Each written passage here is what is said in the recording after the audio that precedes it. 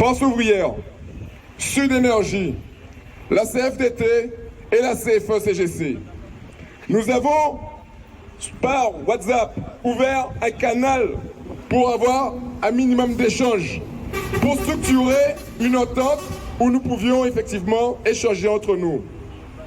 Cela a été rendu possible par la CFDT et je remercie Marcel Cabot. Ça a été possible au niveau de Force ouvrière. Nous remercions Yoann Pangan. Ça a été aussi également possible avec Sud et nous remercions Bruno Claude. Et nous avons eu une première rencontre en visio, tous ensemble, avec la CFDT et, enfin, la CFE-CGC, pardon. C'était M. Pietrémont qui était présent. Là, on nous fait une première réunion là. Deuxième là, pas intéressé encore. Je le dis là, parce que quand on écrit quelque chose, il faut être derrière ce qu'on écrit.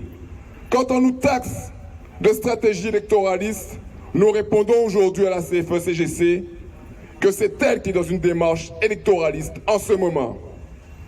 Elle n'a rien foutu, elle n'a jamais travaillé avec des autres organisations syndicales telles qu'on a pu le faire avec Force ouvrière, CFDT et Sud Énergie. Et aujourd'hui, elle s'habille de son drapeau CFDT. Je parle là évidemment de votre direction. Votre direction vient de se draper dans le drapeau de la CFE-CGC.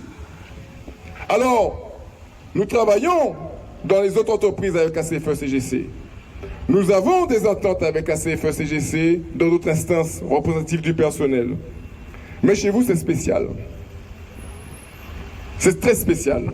À EDF-PEI, ce n'est pas donc un syndicat comme un autre, la CFE-CGC. C'est votre employeur. C'est lui qui désigne qui sera le secrétaire général de la CFE-CGC. C'est lui qui désigne les mots d'ordre de la CFE-CGC. C'est lui qui dit à la CFE-CGC d'aller menacer les agents sur le terrain. Souvenez-vous, les papiers d'actes de maintien de poste étaient distribués par des militants de la CFE-CGC dans leur fonction de cadre, vous expliquant que si demain vous faites grève, vous serez obligé de venir travailler normalement dans l'entreprise. Bien évidemment, vous avez constaté qu'après nos interventions, il n'y a pas de réquisition qui tienne ici. Il a été rappelé à la direction de EDF-PEI qu'elle n'a pas capacité à réquisitionner son personnel. Ils ont fait un choix avant-hier, celui de diviser EDF-SA et d'ouvrir EDF-PEI. Et ce choix était un choix calculé, puisque au passage de la rue, vous avez tous perdu plus de 30% de rémunération, puisque vous avez toutes les courir des doigts à l'air supplémentaires. Et aujourd'hui, la plus simple expression sur vos bulletins de paye, c'est votre NR. Alors les premiers responsables, c'est d'abord vous, les premiers responsables. Vous avez accepté cette situation. Vous êtes soumis à cette situation. Vous avez accepté qu'on vous raconte n'importe quoi. Vous avez cru le n'importe quoi. Et encore aujourd'hui, nous sommes en grève. Certains croient encore leur direction. C'est très grave, camarades. Parce que la population qui nous écoute nous soutient. Ils comprennent mieux vos problèmes que vous-même. C'est quand même, à un moment donné, ça relève de la psychologie, messieurs. Il va falloir aujourd'hui que vous soyez en mode guerrier, agile, tactique et stratégique, et surtout déterminé. Nous lâcherons rien. Nous avons 19 points sur la table. La direction, aujourd'hui, au centre de sa piscine, qui se débat, qui s'agite face à la déferlante de revendications que nous portons, pourra toujours aller chercher la CFE-CGC si elle souhaite. Nous ne discuterons pas dans ce type de réunion de famille. Nous avons demandé 2 réunions distinctes, que la CFE-CGC puisse aller s'occuper de ses affaires, parce que c'est un petit club d'affairistes. Disons-le, moi je suis très tranquille, je ne travaille pas ici. C'est un club d'affairistes. J'ai déjà été dans bon nombre d'entreprises. Un syndicaliste, on sait ce que c'est. Ça, ce sont des affairistes.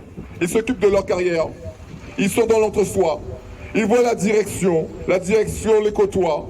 Ils côtoient la direction. Ils prennent leur moto le dimanche. Ils prennent le petit punch ensemble. Et ils viennent convertir la masse laborieuse à la tête patronale. Nous vous demandons aujourd'hui de singulièrement, tous ensemble, d'être unis, solidaires, durables, déterminés pour l'application de vos droits. Chacun de vos droits doit aujourd'hui s'appliquer. Et quand j'entends aujourd'hui un syndicat patronal venir s'occuper des temps de douche, du temps d'habillage, du temps de déshabillage, on l'a yotéyé ni 8 ans. Là, vous avez fait la passation entre Jarino et Incident. On l'a yotéyé il y a 4 ans. Et on l'a yotéyé le 5 décembre. Ils étaient en train de vous menacer de ne pas faire grève. Donc, camarades, en âme et conscience, faites ce que vous avez à faire, faites-le bien, faites-le longtemps et obtenez l'application de vos droits. Concernant les jours de grève, nous avons saisi l'inspection du travail. Quand un salarié s'arrête de travailler pour l'application de sa convention collective, d'application directe de textes d'ordre public, du code du travail, l'employeur doit indemniser chacun de ces jours de grève. Alors, en nous pas paix. Les délinquants, c'est pas nous. Les délinquants, c'est eux.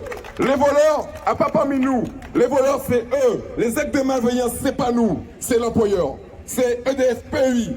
Plus d'exploitation inhumaine, c'est là, à pas nous. Donc, camarades, effectivement, nous allons mettre en place un piquet de grève. Et ce piquet de grève, on va l'alimenter. Faut nous qu'il y ait domino. Comme ça, c'est FECJC qui vient jouer domino. Nous qu'il y ait manger, nous qu'il manger.